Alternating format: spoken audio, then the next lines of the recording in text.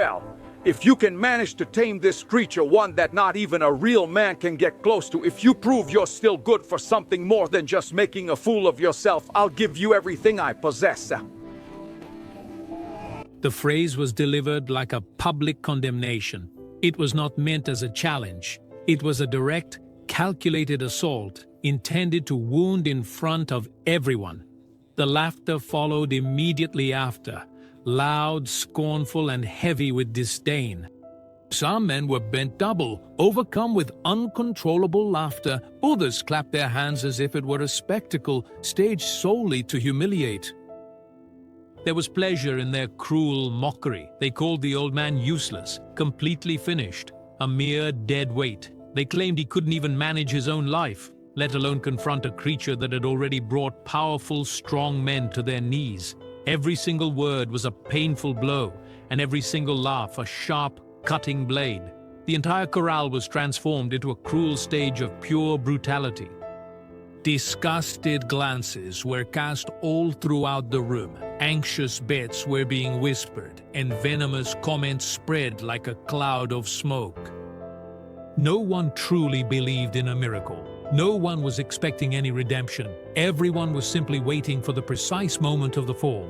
The very instant the old man's body would finally hit the ground. The creature roared with such fury, striking the dry earth with violent force, raising clouds of dust, fear, and palpable tension. Each powerful movement drew nervous laughter from the anxious crowd.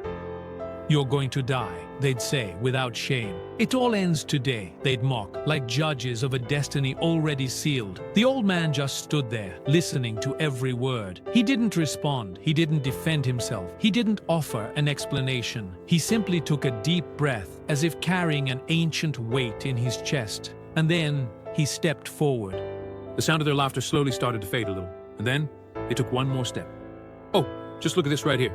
"Still insisting," someone quipped, shaking their head slowly. "Is it pride or just plain foolishness?" another person added, provoking fresh bursts of uproarious laughter. The millionaire's daughter tried to laugh along, but something seemed to seize up deep inside her. Her smile simply wouldn't materialize. An odd, constricting sensation filled her chest. A profound silence began to slowly spread, almost imperceptibly, as if the very atmosphere sensed that something was about to change. The creature let out a snort, prepared to launch its attack. Its body was tense, its muscles rigid, and some instinctively recoiled. Others raised their phones, sure they were about to record a tragedy that would bring comments and clicks. Then, with a simple, almost unassuming gesture, the calloused hand reached out. Time seemed to slow down. The beast stopped. The rigid body slowly relaxed.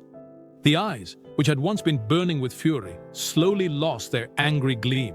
Her head slowly lowered, in quiet acceptance of the soft touch. Not a single sound was uttered or heard. The silence now was absolute, heavy, and profoundly awkward. The millionaire's face drained of all color. His condescending smile completely disappeared. His legs began to buckle and waver. This situation simply made no sense at all. It was impossible for this to be real. The old man drew closer still, embraced the creature firmly, and with a choked voice, he whispered, "I'd know you anywhere, even after all these years, old friend." The shock was complete. The humiliation shifted sides. Those who had laughed now didn't know where to look.